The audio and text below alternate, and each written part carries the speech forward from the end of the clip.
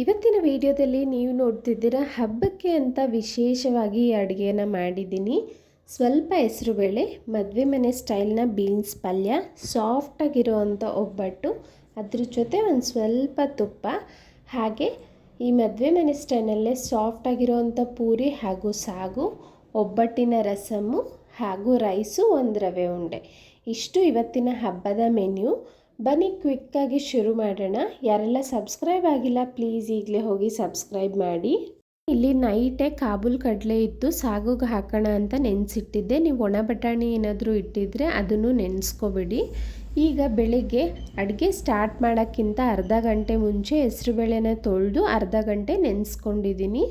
ಆನಂತರ ನೀರೆಲ್ಲ ಚೆಲ್ಬಿಟ್ಟು ಇಲ್ಲಿ 2 ಹಸಿಮೆಣಸಿನ್ಕಾಯಿ, ಒಂದು ಹಿಡಿಯಾಗುವಷ್ಟು ಸಣ್ಣದಾಗಿ ಹೆಚ್ಚಿರುವಂಥ ಕೊತ್ತಂಬರಿ ಸೊಪ್ಪು, ಒಂದು ಕ್ಯಾರೆಟ್ನ ತುರಿದ್ಬಿಟ್ಟು ಸೇರಿಸ್ಕೊಂಡು ಮಿಕ್ಸ್ ಮಾಡ್ಕೊಳ್ತಾ ಇದ್ದೀನಿ. ಇದಕ್ಕೆ ಕ್ಯಾರೆಟ್ ಇಲ್ಲ ಅನ್ನೋರು ತೆಂಗಿನ ತುರಿ ಅಥವಾ ಸೌತೆಕಾಯಿ ಸಹ ಹಾಕ್ಕೊಳ್ಬೋದು. ನಾನಿಲ್ಲಿ ಕ್ಯಾರೆಟ್ ಹಾಕಿ ಮಿಕ್ಸ್ ಮಾಡಿಕೊಂಡು ಇಲ್ಲಿ 1/4 ಟೇಬಲ್ ಸ್ಪೂನ್ ಆಗುವಷ್ಟು ಮೆಣಸಿನ ಪುಡಿನ ಹಾಕ್ಕೊಂಡಿದ್ದೀನಿ. ಒಳ್ಳೆ ಟೇಸ್ಟ್ ಕೊಡುತ್ತೆ. ಈಗ ಮಿಕ್ಸ್ ಮಾಡಿ ಸೈಡ್ಗಿಟ್ರೆ ಹೆಸರುಬೇಳೆ ರೆಡಿ.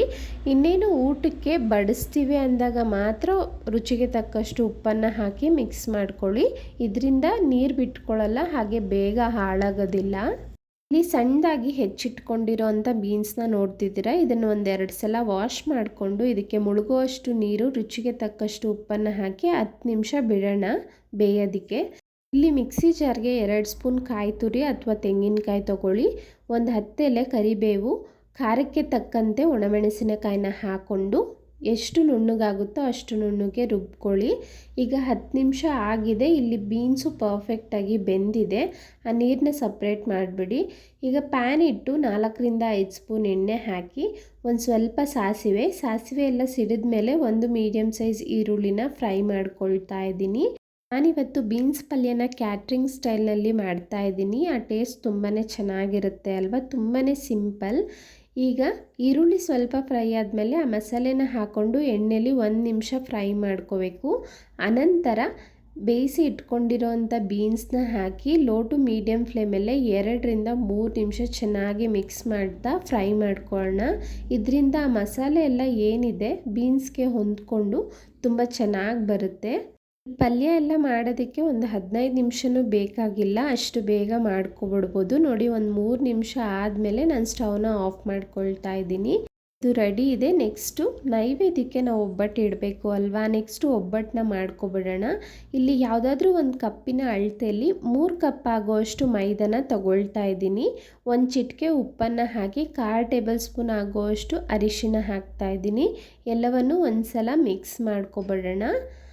ಅನಂತರ ಒಂದು ಸ್ವಲ್ಪನೇ ನೀರನ್ನ ಸೇರಿಸ್ಕೊಳ್ತಾ ನಾವು ಸಾಫ್ಟಾಗಿ ಹಿಟ್ಟನ್ನು ಈ ಹದಕ್ಕೆ ಮಿಕ್ಸ್ ಮಾಡ್ಕೋಬೇಕು. ಅನಂತರ ಇಲ್ಲಿ 2-3 ಸ್ಪೂನ್ ಆಗೋಷ್ಟು ಎಣ್ಣೆ ಹಾಕ್ಕೊಳ್ತಾ ಮಧ್ಯ ಚೆನ್ನಾಗಿ ಒಂದು 5-6 ನಿಮಿಷಗಳ ಕಾಲ ಅಂಗೈಯಿಂದ ಪ್ರೆಸ್ ಮಾಡ್ತಾ ನಾದ್ಕೋಬೇಕಾಗುತ್ತೆ. ನಾವು ಹಿಟ್ಟನ್ನು ಎಷ್ಟು ಚೆನ್ನಾಗಿ ಸಾಫ್ಟಾಗಿ ನಾದ್ಕೊಳ್ತೀವೋ ಅಷ್ಟು ಚೆನ್ನಾಗಿ ಸಾಫ್ಟಾಗಿ ಒಬ್ಬಟ್ಟು ಬರುತ್ತೆ. ಎಷ್ಟೇ ತೆಳ್ಳಗೆ ತಟ್ಟಿದ್ರೂ ನಮಗೆ ಒಬ್ಬಟ್ಟು ಕಿತ್ತೋಗೋದಿಲ್ಲ. ಮಧ್ಯ ಎಣ್ಣೆ ಹಾಕ್ಕೊಳ್ತಾ ನಾದ್ಕೊಳ್ಳಿ. ನಮಗೆ ಒಳಗಿನ ಭಾಗ ಸಹ ತುಂಬ ಸಾಫ್ಟಾಗಿ ಆಗಬೇಕು. ಆ ಎಣ್ಣೆ ಜೊತೆ ಬೆರೆತೋಗಿ ಹಿಟ್ಟೆಲ್ಲ ಕಂಪ್ಲೀಟ್ ಸಾಫ್ಟ್ ಆಗಬೇಕು. ನಾನು ಹೇಳ್ದಾಗೆ ಸುಮಾರು ಇಲ್ಲಿ 6-7 ನಿಮಿಷ ನಾದ್ಕೊಂಡಿದ್ದೀನಿ. ಈಗ ಇದನ್ನು ಸೈಡ್ಗೆ ಇಡೋಣ. ಇದು ಒಂದು 30 ನಿಮಿಷ ಅಥವಾ 1 ಅವರ್ ಟೈಮ್ ಇದ್ದರೆ ನೆನೆಸ್ಕೊಳ್ಳಿ. ಅಷ್ಟರಲ್ಲಿ ನಾವು ಹೂರ್ಣಗೆ ರೆಡಿ ಮಾಡ್ಕೊಬಿಡೋಣ. ಇಲ್ಲಿ 3 ಕಪ್ ಮೈದಾಗೆ 2 ಕಪ್ ಆಗೋಷ್ಟು ತೊಗರಿಬೇಳೆ ಸಾಕಾಗುತ್ತೆ. ಅಂದರೆ ಹೂರ್ಣ ಉಳಿಯೋದು ಮೈದಾ ಉಳ್ಕೊಳ್ಳೋದು ಆ ರೀತಿ ಆಗಲ್ಲ. ಪರ್ಫೆಕ್ಟ್ ಅಳತೆ 3 ಕಪ್ ಮೈದಾಗೆ 2 ಕಪ್ ತೊಗರಿಬೇಳೆನ ತೊಗೊಂಡು ತೊಳ್ಕೊಂಡು ನಾನಿಲ್ಲಿ ಪಾತ್ರೆಯಲ್ಲಿ ನೀರನ್ನ ಕಾಯೋದಕ್ಕೆ ಇಟ್ಟಿದ್ದೆ ಮೊದಲೇ. ನೀರು ನಿಮಗೆ ರಸಮ್ ಇದೇ ನೀರಲ್ಲಿ ಮಾಡೋದ್ರಿಂದ ಎಷ್ಟು ನೀರು ಬೇಕೋ ನೋಡಿಕೊಂಡು ಹಾಕ್ಕೊಳ್ಳಿ. ಆ ತೊಳೆದಿರೋ ಬೇಳೆನ ಹಾಕಿ 1 ಸ್ಪೂನ್ ಎಣ್ಣೆ ಹಾಕ್ತಾಯಿದ್ದೀನಿ, ಬೇಗ ಬೇಯುತ್ತೆ ಅಂತ. 1/4 ಟೇಬಲ್ ಸ್ಪೂನ್ ಅರಿಶಿನ ಹಾಕ್ತಾಯಿದ್ದೀನಿ. ಪಾತ್ರೆಯಲ್ಲೇ ಬೇಯಿಸೋದ್ರಿಂದ ನಮಗೆ ಬೇಳೆ ಹೇಗೆ ಬೇಯ್ತಿದೆ, ಎಷ್ಟು ಬೇಯಬೇಕು ಗೊತ್ತಾಗುತ್ತೆ. ಕುಕ್ಕರಲ್ಲಿ ಒಂದೊಂದು ಸಲ ಸಾಫ್ಟ್ ಆಗಿಬಿಡುತ್ತೆ ಒಂದೊಂದು ಬೇಳೆ. ಅದಕ್ಕೆ ಆದಷ್ಟು ಪಾತ್ರೆಯಲ್ಲೇ ಬೇಯಿಸ್ಕೊಳ್ಳಿ ನೋಡ್ಕೊಳ್ತಾ. ಆ ನೊರೆ ಏನಿದೆ ಅದನ್ನೆಲ್ಲವನ್ನು ತೆಗೆದ್ಬಿಡ್ತೀನಿ. ಇಲ್ಲಿ ಆಲ್ಮೋಸ್ಟ್ 10 ನಿಮಿಷ ಆಯಿತು. ಚೆನ್ನಾಗಿ ಪರ್ಫೆಕ್ಟಾಗಿ ಬೆಂದಿದೆ. ಆಗಾಗ ಚೆಕ್ ಮಾಡ್ಕೊಳ್ತಾ ಇರಿ. ನೋಡಿ ನಾನು ಸೌಟಲ್ಲಿ ಒಂದು ಕಾಳು ತೊಗೊಂಡು ಸಾಫ್ಟಾಗಿ ಕಟ್ ಆಗಬೇಕು, ಹಾಗೆ ನಿಮಗೆ ಪೌಡರ್ ಫಾರ್ಮಲ್ಲಿ ಬರಬೇಕು ನೀವು ಪ್ರೆಸ್ ಮಾಡಿದಾಗ. ಆ ರೀತಿ ಇದ್ದರೆ ಪರ್ಫೆಕ್ಟಾಗಿ ಬೆಂದಿದೆ ಅಂತ. ನೀರು ಸಪ್ರೇಟ್ ಮಾಡಿ ಒಂದು ಪಾತ್ರೆಯಲ್ಲಿ ಇಟ್ಕೊಳ್ಳಿ ರಸಮ್ಗೆ ಅಂತ. ಇಲ್ಲಿ ಒಂದು 3 ಸ್ಪೂನ್ ಬೇಳೆನೂ ಸಹ ಎತ್ತಿಟ್ಕೊಳ್ತೀನಿ ಅದು ರಸಮ್ಗೆ. ಈಗ ಡ್ರೈ ಆಗಿರುವಂಥ ಬೇಳೆನ ಒಂದು ಪಾತ್ರೆಗೆ ತೊಗೊಳ್ಳೋಣ. 2 ಕಪ್ ಬೇಳೆಗೆ 1.5 ಕಪ್ ಆಗುವಷ್ಟು ಬೆಲ್ಲನ ಹಾಕ್ಕೊಳ್ತಾ ಇದ್ದೀನಿ. ಇದು ಪರ್ಫೆಕ್ಟ್ ಅಳತೆ, ಸಿಹಿ ಎಲ್ಲ ಪರ್ಫೆಕ್ಟಾಗಿರುತ್ತೆ. ಸ್ಟವ್ನ ಲೋ ಫ್ಲೇಮಲ್ಲಿ ಇಟ್ಕೊಳ್ಳಿ. 2ರಿಂದ 3 ನಿಮಿಷ ಸ್ಟವ್ ಮೇಲೆ ಈ ರೀತಿ ಬಿಸಿ ಮಾಡ್ಕೊಳ್ಳೋಣ. ಆ ಬಿಸಿಗೇ ಬೆಲ್ಲ ಎಲ್ಲ ಸಾಫ್ಟಾಗಿ ಕರಗೋದಕ್ಕೆ ಸ್ಟಾರ್ಟ್ ಆಗುತ್ತೆ. ಬೆಲ್ಲ ನಮಗೆ ನೀರಾಗಿ ಕರಗೋದೇನು ಬೇಡ, ಸಾಫ್ಟ್ ಆಗಬೇಕು, ಕರಗೋದಕ್ಕೆ ಶುರು ಆಗಬೇಕು ಸಾಕು. ಇಲ್ಲಿ 2 ಕಪ್ ಬೇಳೆಗೆ 2 ಕಪ್ ಕಾಯಿ ತುರಿ ಸಮ ಪ್ರಮಾಣದಲ್ಲೇ ಹಾಕ್ಕೊಳ್ತಾ ಇದ್ದೀನಿ. ನೀವು ಬೇಕಾದರೆ 1.5 ಕಪ್ ಅಷ್ಟು ಬೇಕಾದರೂ ಹಾಕ್ಕೊಳ್ಬೋದು. ಬೇಳೆ ಹಾಗೂ ಬೆಲ್ಲನ ರುಬ್ಕೊಂಡಾದಮೇಲೆ ಅದಕ್ಕೆ ನೀವು ಕಾಯಿ ತುರಿನ ಹಾಕ್ಕೊಳ್ಬೋದು. ಇಲ್ಲಿ ಒಂದೇ ಸಲ ಅಳತೆ ಪ್ರಕಾರ ತೋರಿಸ್ತಿದ್ದೀನಲ್ಲ, ಅದಕ್ಕೆ ಇಲ್ಲೇ ಹಾಕ್ಕೊಂಡೆ ಅಷ್ಟೇ. ಬೆಲ್ಲ ಕರಗೋದಕ್ಕೆ ಶುರು ಆಗಿದೆ. ಈಗ ಸ್ಟವ್ನ ಆಫ್ ಮಾಡಿ ಸ್ವಲ್ಪ ಆರಿದ ಮೇಲೆ ಜಾರ್ಗೆ ಹಾಕ್ಕೊಂಡು ಒಂದು 4 ಏಲಕ್ಕಿ ಹಾಕ್ಕೊಂಡು ನುಣ್ಣಗೆ ರುಬ್ಬಿ ಪಕ್ಕಕ್ಕೆ ಇಟ್ಕೊಳ್ಳಿ. ನೀರು ಯಾವುದೇ ಕಾರಣಕ್ಕೂ ಹಾಕಕ್ಕೆ ಹೋಗಬಾರ್ದು. ಇಲ್ಲಿ ಒಂದು ಅರ್ಧ ಗಂಟೆ ಚೆನ್ನಾಗಿ ನೆಂದಿದೆ. ನೋಡಿ ಎಷ್ಟು ಸಾಫ್ಟಾಗಿದೆ ಅಂತ. ನಾವು ತುಂಬ ಹೊತ್ತು ನೆನೆಯೋದಕ್ಕೆ ಬಿಟ್ಟರೆ ಅಷ್ಟು ಚೆನ್ನಾಗಿ ಬರುತ್ತೆ ಹಿಟ್ಟು, ಎಲ್ಲೂ ಹರಿಯೋದಿಲ್ಲ ನಾವು ತಟ್ಟಬೇಕಾದ್ರೆ. ಇನ್ನೊಂದು ಸಲ 1 ನಿಮಿಷಗಳ ಕಾಲ ಚೆನ್ನಾಗಿ ನಾದ್ಕೊಳ್ಳಿ ಕೈಗೆ ಎಣ್ಣೆ ಸವರ್ಕೊಂಡು. ಈಗ ಹಿಟ್ಟು ರೆಡಿ ಇದೆ. ಈಗ ಒಬ್ಬಟ್ಟು ತಟ್ಕೊಳ್ಳೋಣ. ಒಂದು ಬಟರ್ ಪೇಪರ್ ಅಥವಾ ಬಾಳೆ ಎಲೆ ಏನಾದರೂ ತೊಗೊಂಡು ಈ ರೀತಿ ಹಿಟ್ಟನ್ನು ತೊಗೊಂಡು ಹೂರ್ಣ ನೋಡಿ ಎಷ್ಟು ಸಾಫ್ಟಾಗಿದೆ ಅಂತ. ಹೂರ್ಣಗಿಂತ ಮೈದಾ ಹಿಟ್ಟು ಚಿಕ್ಕ ಉಂಡೆ ಇರಬೇಕು. ಈ ರೀತಿ ಉಂಡೆ ಮಾಡಿಕೊಂಡು ಎಕ್ಸ್ಟ್ರಾ ಹಿಟ್ಟಿದ್ರೆ ತೆಗೆದುಬಿಡಿ. ಆನಂತರ ಈ ರೀತಿ ಮಧ್ಯಭಾಗದಲ್ಲಿ ಫಸ್ಟು ತಟ್ಕೋಬೇಕು, ಯಾಕೆಂದರೆ ಹೂರ್ಣ ಎಲ್ಲ ಸುತ್ತ ಸ್ಪ್ರೆಡ್ ಆಗುತ್ತೆ, ನಿಮಗೆ ಮೈದಾ ಉಳ್ಕೊಳ್ಳೋದಿಲ್ಲ. ಇವನ್ನಾಗಿ ಒಂದೇ ಥರ ಎಲ್ಲ ಕಡೆನೂ ತಟ್ಕೊಳ್ತಾ ಬರಬೇಕು. ನೋಡಿ ಎಷ್ಟು ಎಳ್ಳಿಗೆ ತಟ್ಟಿದ್ರೂ ನಿಮಗೆ ಮೈದಾ ಹರಿಯೋದಿಲ್ಲ. ಈ ಕಡೆ ನಾನು ತಟ್ತಾನೆ ಪ್ಯಾನ್ನ ಬಿಸಿ ಮಾಡೋದಕ್ಕೆ ಇಟ್ಟಿದ್ದೆ. ನಾವು ಒಂದು ಒಬ್ಬಟ್ಟು ತಟ್ಕೊಳ್ತಾನೆ ಇನ್ನೊಂದು ಒಬ್ಬಟ್ಟನ್ನ ಸುಡ್ತಾ ಹೋಗ್ಬೋದು. ಪ್ಯಾನ್ಗೆ ಎಣ್ಣೆ ಹಾಕಿ 2 ಕಡೆ ಹದವಾಗಿ ಮೀಡಿಯಮ್ ಫ್ಲೇಮ್ನಲ್ಲೇ ಬೇಯಿಸ್ಕೊಳ್ಳೋಣ. 2 ಕಡೆ ನಾನು ತುಪ್ಪನ ಹಾಕ್ಕೊಳ್ತಾ ಬೇಯಿಸ್ಕೊಳ್ತಾ ಇದ್ದೀನಿ. ತುಪ್ಪ ಇಷ್ಟ ಇಲ್ಲ ಅನ್ನೋರು ಮಾಮೂಲಿ ಅಡುಗೆ ಎಣ್ಣೆ ಹಾಕ್ಕೊಂಡೇ ಬೇಯಿಸ್ಕೊಳ್ಳಿ. ಹೈ ಫ್ಲೇಮ್ ಇಡಬೇಡಿ, ಹಾಗೆ ಲೋ ಫ್ಲೇಮು ಇಡಬೇಡಿ. ಮೀಡಿಯಮ್ ಫ್ಲೇಮಲ್ಲೇ ಒಬ್ಬಟ್ಟನ್ನು ಬೇಯಿಸ್ಕೊಳ್ಬೇಕು. 1ರಿಂದ 2 ನಿಮಿಷ ಸಾಕು. 2 ಕಡೆ ಚೆನ್ನಾಗಿ ಬಣ್ಣ ಚೇಂಜ್ ಆದರೆ ನೀವು ತೆಗೆದು ಇಟ್ಕೋಬೋದು. ನೋಡಿ ಒಬ್ಬಟ್ಟು ರೆಡಿ ಆಯಿತು ಅಲ್ಲ. ಈಗ ಒಬ್ಬಟ್ಟಿನ ರಸಮ್ ಹೇಗೆ ಮಾಡೋದು ನೋಡೋಣ. ಈ ನೀರು ಸಪ್ರೇಟ್ ಮಾಡಿದ್ವಲ್ಲ, ಅದಕ್ಕೆ ಹಸಿ ಕರಿಬೇವನ್ನು ಹಾಕ್ತಾಯಿದ್ದೀನಿ. ಆ ಫ್ಲೇವರೆಲ್ಲ ಬಿಟ್ಕೊಂಡು ತುಂಬ ಚೆನ್ನಾಗಾಗುತ್ತೆ. ಈಗ ಒಂದು ಪ್ಯಾನ್ ಇಟ್ಟು ಸ್ಟವ್ ಹಚ್ಚಿ ಅರ್ಧ ಸ್ಪೂನ್ ಮೆಂತ್ಯ, ಒಂದು 5-6 ಕಾಳು ಮೆಣಸನ್ನು ಹಾಕಿ ಒಂದು ಸ್ವಲ್ಪ ಬಿಸಿ ಮಾಡ್ಕೊಳ್ತೀನಿ. ಇದೊಂಚೂರು ಬಿಸಿ ಮಾಡಿಕೊಂಡ್ರೆ ಸಾಕು. ಲೋ ಫ್ಲೇಮಲ್ಲೇ ಇಟ್ಕೊಳ್ಳಿ, ಸೀದೋಗ್ಬಿಡುತ್ತೆ. ಈಗ ಅದನ್ನು ತೆಗೆದಿಟ್ಕೊಂಡು ಪಕ್ಕಕ್ಕೆ 2 ಸ್ಪೂನ್ ಆಗೋಷ್ಟು ಜೀರಿಗೆನ ಹಾಕ್ಕೊಳ್ತಾ ಇದ್ದೀನಿ. ಜೀರಿಗೆನೂ ಅಷ್ಟೇ ಒಂದು ಚೂರು ಬಿಸಿ ಮಾಡ್ಕೋಬೇಕು. ನೋಡಿ ಆಲ್ರೆಡಿ ಪ್ಯಾನ್ ಬಿಸಿ ಇರೋದ್ರಿಂದ ಅದು ಬಣ್ಣ ಚೇಂಜ್ ಆಯಿತು. ಈಗ ಸ್ಟವ್ ಆಫ್ ಮಾಡಿ ನಾವು ತೆಗೆದಿಟ್ಕೊಂಡಿರೋಂಥ 3 ಸ್ಪೂನ್ ಬೇಳೆ, ಹುರಿದಿರೋ ಅಂಥ ಮೆಂತ್ಯ, ಮೆಣಸು, ಜೀರಿಗೆನ ಹಾಕ್ಕೊಂಡು ಒಂದು ನಿಂಬೆಹಣ್ಣು ಗಾತ್ರದ ಹುಣಸೆ ಹಣ್ಣನ್ನು ನೆನೆಸಿ ಇಟ್ಕೊಂಡಿದ್ದೆ. ಇದರಿಂದ ಸಾಫ್ಟ್ ಆಗುತ್ತೆ ಹುಣಸೆ ಹಣ್ಣು. ಈ ರೀತಿ ಗ್ರೈಂಡ್ ಮಾಡಿಕೊಂಡು ನುಣ್ಣಗೆ ನಾವು ಆ ನೀರಿತ್ತಲ್ಲ, ಆ ಬೇಳೆ ನೀರಿಗೆ ಈ ಮಸಾಲೆನ ಹಾಕ್ಕೊಳ್ಬೇಕು. ಎಲ್ಲವನ್ನು ಚೆನ್ನಾಗಿ ಮಿಕ್ಸ್ ಮಾಡಿ ರುಚಿಗೆ ತಕ್ಕಷ್ಟು ಉಪ್ಪನ್ನು ಸಹ ಹಾಕ್ಕೊಳ್ತಾ ಇದ್ದೀನಿ. ಈಗ ಇದಕ್ಕೊಂದು ಒಗ್ಗರಣೆ ಕೊಡಬೇಕು. ಪ್ಯಾನ್ ಇಟ್ಟು ಒಂದು ಸ್ವಲ್ಪ ಎಣ್ಣೆ ಹಾಕಿ ಒಂಚೂರು ಸಾಸಿವೆ ಹಾಕಿದ್ದೀನಿ. ಸಾಸಿವೆ ಸಿಡಿದ ನಂತರ ಕುಟ್ಟಿಟ್ಕೊಂಡಿರೋ ಅಂಥ ಒಂದು 15 ಎಸಳು ಬೆಳ್ಳುಳ್ಳಿ, ಖಾರಕ್ಕೆ ತಕ್ಕಂತೆ ಒಣಮೆಣಸಿನಕಾಯಿನ 5 ಹಾಕ್ಕೊಂಡಿದ್ದೀನಿ. ಎಲ್ಲವನ್ನು ಒಂಚೂರು ಗೋಲ್ಡನ್ ಬ್ರೌನ್ ಆಗೋವರೆಗೂ ಫ್ರೈ ಮಾಡ್ಕೊಳ್ಳೋಣ. ರಸಮಲ್ಲಿ ಬೆಳ್ಳುಳ್ಳಿ ಒಳ್ಳೆ ಟೇಸ್ಟ್ ಇರುತ್ತೆ, ಅದಕ್ಕೆ ಹೆಚ್ಚಿಗೆ ಹಾಕ್ಕೊಂಡಿದ್ದೀನಿ. ಈಗ ಆ ರಸಮ್ಗೆ ಆ ಒಗ್ಗರಣೆನ ಹಾಕಿ ಈಗ ಒಂದು 2ರಿಂದ 3 ನಿಮಿಷ ಚೆನ್ನಾಗಿ ಕುದಿಸ್ಕೋಬೇಕು. ಕುದಿ ಬಂದಮೇಲೆ ನಿಮಗೆ ರಸಮ್ ರೆಡಿ ಆಗಿಬಿಡುತ್ತೆ. ಇನ್ನೇನು ಇಳಿಸ್ತೀವಿ ಅಂದಾಗ 1 ಸ್ಪೂನ್ ಕಾಯಿ ತುರಿ ಹಾಕ್ಕೊಂಡಿದ್ದೀನಿ. ಇದ್ರ ಜೊತೆ ನೀವು 1 ಇಂಚ್ ಬೆಲ್ಲ ಬೇಕಾದರೂ ಹಾಕ್ಕೊಳ್ಬೋದು. ನಾನು ಇಲ್ಲಿ ಹಾಕಿಲ್ಲ. ಟೇಸ್ಟ್ ತುಂಬಾ ಚೆನ್ನಾಗಿರುತ್ತೆ. ನೋಡಿ ಚೆನ್ನಾಗಿ ಕಾದ್ಮೇಲೆ ಈಗ ಸ್ಟವ್ನ ಆಫ್ ಮಾಡ್ಕೊಂಡಿದ್ದೀನಿ. ನೆಕ್ಸ್ಟ್ ರೆಸಿಪಿ ಪೂರಿ ಹಾಗೂ ಸಾಗು. ನಾನಿಲ್ಲಿ ಕ್ಯಾಟ್ರಿಂಗ್ ಸ್ಟೈಲ್ನಲ್ಲೇ ಮಾಡಿ ತೋರಿಸ್ತಾ ಇದ್ದೀನಿ. ಮೊದಲಿಗೆ ಇಲ್ಲಿ ಅರ್ಧ kg ಆಗುವಷ್ಟು ಗೋಧಿ ಹಿಟ್ಟನ್ನು ತಗೊಂಡಿದ್ದೀನಿ. ನೀವು ಬೇಕಾದರೆ ಮೈದಾನು ಅರ್ಧ ಮಿಕ್ಸ್ ಮಾಡ್ಕೊಳ್ಬೋದು. ನಂತರ ರುಚಿಗೆ ತಕ್ಕಷ್ಟು ಉಪ್ಪು, ಅರ್ಧ ಸ್ಪೂನ್ ಸಕ್ಕರೆ ಹಾಕ್ಕೊಳ್ತಾ ಇದ್ದೀನಿ. ಸಕ್ಕರೆ ಒಳ್ಳೆ ಬಣ್ಣ ಕೊಡುತ್ತೆ, ಅದಕ್ಕೋಸ್ಕರ ಕಾದಿರೋ ಅಂಥ 2 ಸ್ಪೂನ್ ಆಗುವಷ್ಟು ಎಣ್ಣೆನ ಹಾಕ್ಕೊಳ್ತಾ ಇದ್ದೀನಿ. ಎಣ್ಣೆ ಕಾಯಿಸ್ಬಿಟ್ಟು ಹಾಕ್ಕೊಂಡು ಈ ರೀತಿ ಚೆನ್ನಾಗಿ ಒಂದು ಸಲ ಮಿಕ್ಸ್ ಮಾಡ್ಕೊಳ್ಳೋಣ. ಅನಂತರ ಇಲ್ಲಿ ಸ್ವಲ್ಪನೇ ನೀರನ್ನ ಹಾಕ್ಕೊಂಡು ಹಿಟ್ಟನ್ನು ಸಾಫ್ಟಾಗಿ ಕಲಿಸ್ಕೋಬೇಕು. ನೋಡಿ, ನೀರು ಒಂದೇ ಸಲ ಹಾಕಬೇಡಿ, ಸ್ವಲ್ಪನೇ ಹಾಕ್ಕೊಳ್ತಾ ಹಿಟ್ಟನ್ನು ಅದಕ್ಕೆ ಸಾಫ್ಟಾಗಿ ಮಿಕ್ಸ್ ಮಾಡ್ಕೊಂಡಿದ್ದೀನಿ. ಈಗ ಒಂದು 2-3 ಸ್ಪೂನ್ ಎಣ್ಣೆನ ಹಾಕ್ತಾ 2-3 ನಿಮಿಷಗಳ ಕಾಲ ಹಿಟ್ಟನ್ನು ಚೆನ್ನಾಗಿ ನಾದ್ಕೊಳ್ಳೋಣ. ಈ ರೀತಿ ನಾದೋದ್ರಿಂದ ನಮಗೆ ಪೂರಿ ಅನ್ನೋದು ಹುಬ್ಬಿ ಬರುತ್ತೆ, ಹಾಗೆ ಸಾಫ್ಟಾಗೂ ಇರುತ್ತೆ.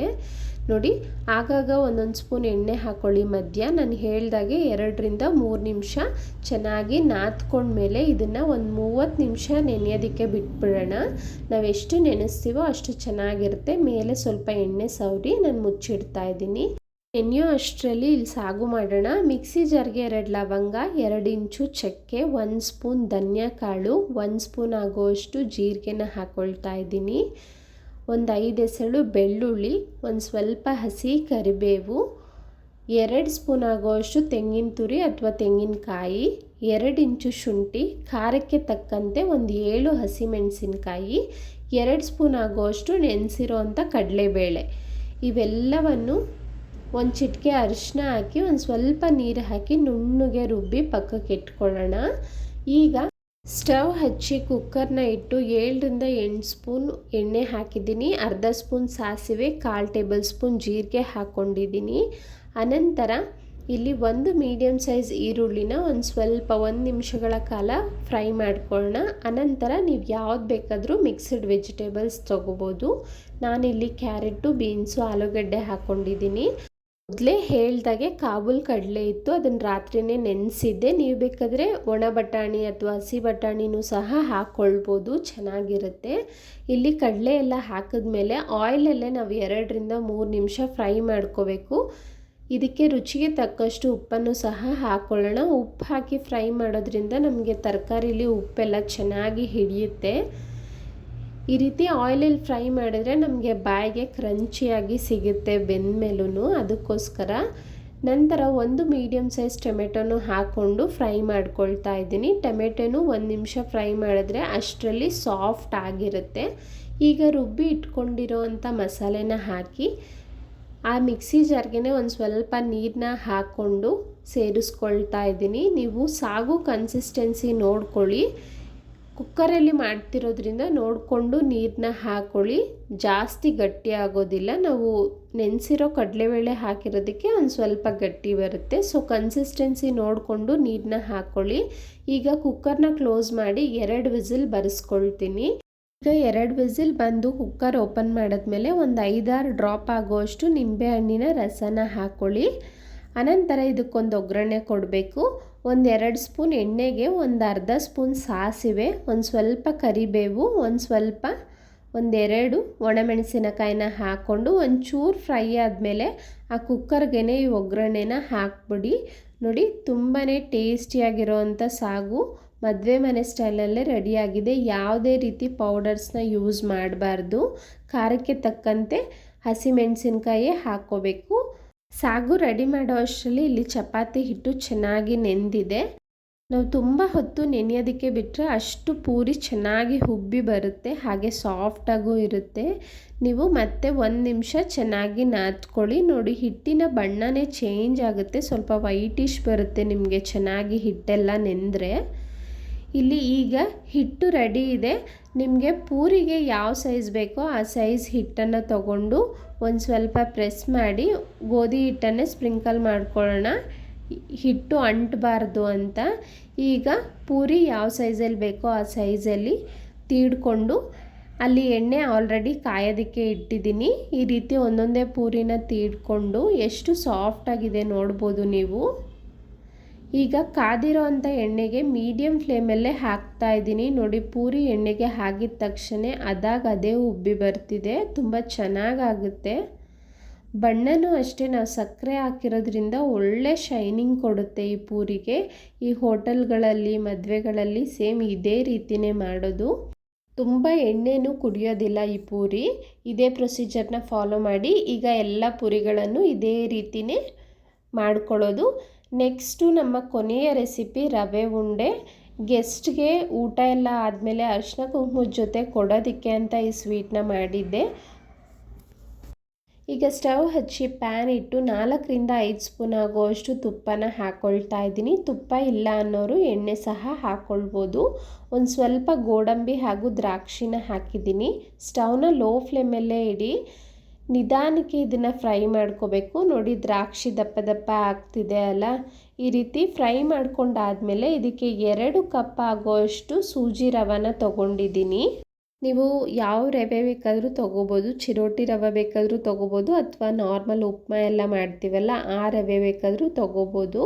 ಇಲ್ಲಿ ಲೋ ಫ್ಲೇಮಲ್ಲೇ ನಿಧಾನಕ್ಕೆ ರವೆನ ಫ್ರೈ ಮಾಡ್ಕೋಬೇಕಾಗುತ್ತೆ. ನಾವೆಷ್ಟು ನಿಧಾನಕ್ಕೆ ರವೆನ ಫ್ರೈ ಮಾಡ್ಕೊಳ್ತೀವೋ ರವೆ ಉಂಡೆ ಅಷ್ಟು ಸಾಫ್ಟಾಗಿ ಚೆನ್ನಾಗಿ ಬರುತ್ತೆ. ನಾನು ಸ್ಟವ್ನ ಲೋ ಫ್ಲೇಮ್ ಇಟ್ಕೊಂಡು ಆಲ್ಮೋಸ್ಟ್ ಇಲ್ಲಿ 4ರಿಂದ 5 ನಿಮಿಷಗಳ ಕಾಲ ರವೆನ ನಿಧಾನಕ್ಕೆ ಹುರ್ಕೊಳ್ತಾ ಇದ್ದೀನಿ.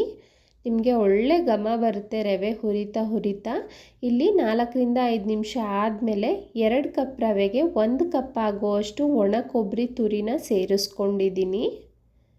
ನಿಮ್ಮ ಹತ್ರ ಕೊಬ್ಬರಿ ಇಲ್ಲ ತೆಂಗಿನಕಾಯಿ ಇದ್ದರೆ ಅದನ್ನು ತುಪ್ಪದಲ್ಲಿ ಒಂಚೂರು ಫ್ರೈ ಮಾಡಿಬಿಟ್ಟು ಅನಂತರ ತೆಂಗಿನ ತುರಿನ ಸೇರಿಸ್ಕೊಳ್ಬೋದು. ಆಗ ಶೆಲ್ಫ್ ಲೈಫ್ ಸ್ವಲ್ಪ ಜಾಸ್ತಿ ಬರುತ್ತೆ, ಅಂದರೆ ಹಾಳಾಗೋದಿಲ್ಲ ಬೇಗ. ಇಲ್ಲಿ ತೆಂಗಿನ ತುರಿನ ಸೇರಿಸಿ ಒಂದು 2 ನಿಮಿಷಗಳ ಕಾಲ ಮತ್ತೆ ರವೆ ಜೊತೆ ಚೆನ್ನಾಗಿ ಹುರ್ಕೊಳ್ತಾ ಇದ್ದೀನಿ. ನಿಮಗೆ ರವೆ ಹುರಿತಾ ಅದು ರವೆ ದಪ್ಪ ದಪ್ಪ ಆಗುತ್ತೆ, ನಿಮಗೆ ಗೊತ್ತಾಗುತ್ತೆ ನೋಡ್ತಾ ಇದ್ರೇ. ನೋಡಿ, ರವೆನ ಈ ರೀತಿ ನಿಧಾನಕ್ಕೆ ಹುರಿಯೋದ್ರಿಂದ ಸ್ವೀಟ್ ಅನ್ನೋದು ತುಂಬ ಚೆನ್ನಾಗಿ ಬರುತ್ತೆ.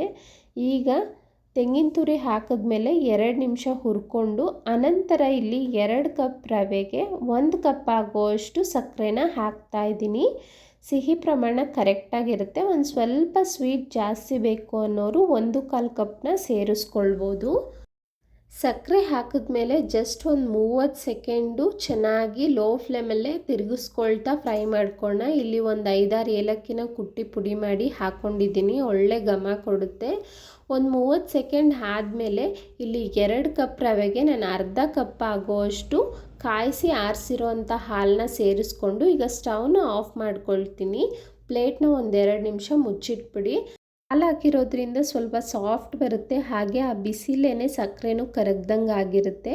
ಈಗ 2 ನಿಮಿಷ ಆದಮೇಲೆ ಈ ರೀತಿ ಎಲ್ಲವನ್ನು ಒಂದು ಸಲ ಚೆನ್ನಾಗಿ ಮಿಕ್ಸ್ ಮಾಡ್ಕೊಳ್ಳಿ. ನೀವೇ ನೋಡ್ತಿರ್ಬೋದು ಆ ಟೆಕ್ಸ್ಚರ್ ತುಂಬ ಚೆನ್ನಾಗಿ ಬಂದಿದೆ.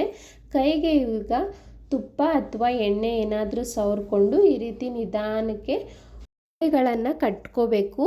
ನಿಮಗೆ ತುಂಬ ದಿನಗಳ ಕಾಲ ಸ್ಟೋರ್ ಮಾಡ್ಬೋದು, ಬೇಗ ಹಾಳಾಗೋದಿಲ್ಲ. ಇದೇ ವಿಧಾನದಲ್ಲಿ ಒಂದು ಸಲ ಟ್ರೈ ಮಾಡಿ. ಸುಮಾರು 2 ಗಂಟೆಗಳ ಕಾಲ ಬೇಕಾಗುತ್ತೆ ಎಲ್ಲ ಅಡಿಗೆ ಮಾಡೋದಕ್ಕೆ. ಯಾರೆಲ್ಲ ಸಬ್ಸ್ಕ್ರೈಬ್ ಮಾಡದೆ ನೋಡ್ತಿದ್ದೀರಾ ಪ್ಲೀಸ್ ಸಬ್ಸ್ಕ್ರೈಬ್ ಮಾಡಿ. ಹಾಗೆ ಹಲವಾರು ಸ್ವೀಟ್ಸ್ ಲಂಚ್ ಬಾಕ್ಸ್ ರೆಸಿಪಿನ ಶೇರ್ ಮಾಡ್ತಿರ್ತೀನಿ. ಇವತ್ತಿನ ವಿಡಿಯೋ ಇಷ್ಟ ಆಗಿದ್ರೆ ಲೈಕ್ ಮಾಡೋದನ್ನು ಮರಿಬೇಡಿ. Thank you.